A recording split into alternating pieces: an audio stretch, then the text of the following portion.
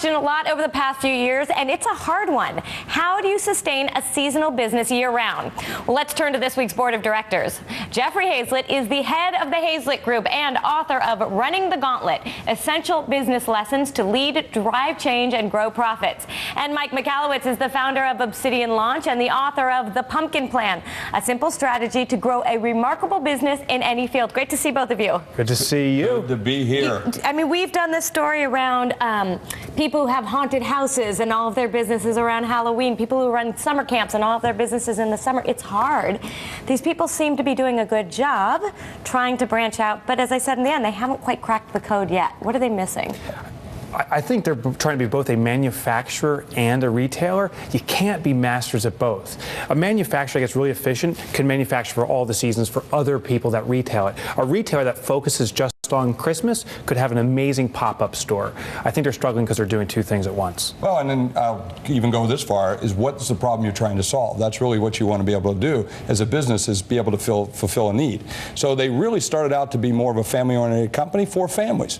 And then they went into this Christmas PJs thing. It was hot, and they got into it, loved it, and then, what do we do the other 8 months? I think it's really cool. What they're trying to do is get back to those roots. If they start to think about packaging the product up like family night, where we all wear t-shirts and here's a puzzle that goes with it, or here's some hot cocoa mix, or here's some games you could play, they'll get back to their core, and I think that's really important for them. So what's sort of interesting is their core didn't work, right? It didn't work nearly as well as this Christmas or this holiday theme. So what's to say that that will work going forward? Well, I still think doesn't work altogether. It does work a little bit, and it did work before. It's just not everything. They found that 80% of the business came in the last quarter of the year. Well, for most retail businesses, about half of the business comes during the last quarter of the year. So they just had a disproportionate share of that coming during that time. So what they have to do is find ways. Maybe offer some more incentives to buy the products early in the year. I would do that. Give me half price off if I buy it in July, Christmas in July.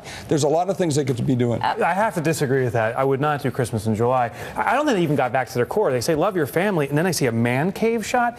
That doesn't seem like family. I'm not going to go with my friends, my guy friends, down to my man cave all wearing man cave shots. No, but I'm going to take it to my son and have a man cave. I'll do that. If love your family is the strategy, they should focus on what's family activities you do together. Photography is the biggest one. Go to photographers. That's where you get the picture all together, and you do it, and that can be year-round. And that's your idea, too, of packaging. Absolutely, packaging it. I want to go back to what you said, Mike, about being a retailer and being a manufacturer. Do you suggest that they manufacture elsewhere?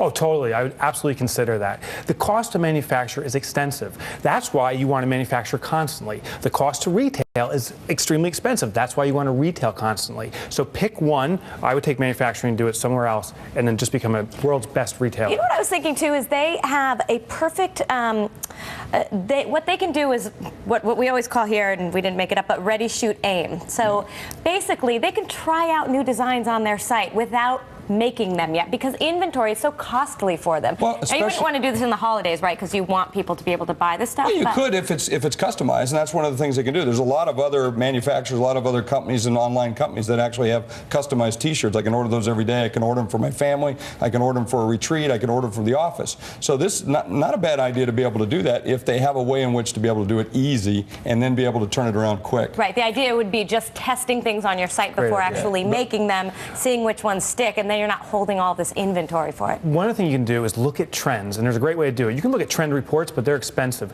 Start a trend mastermind, a circle of businesses that are before you.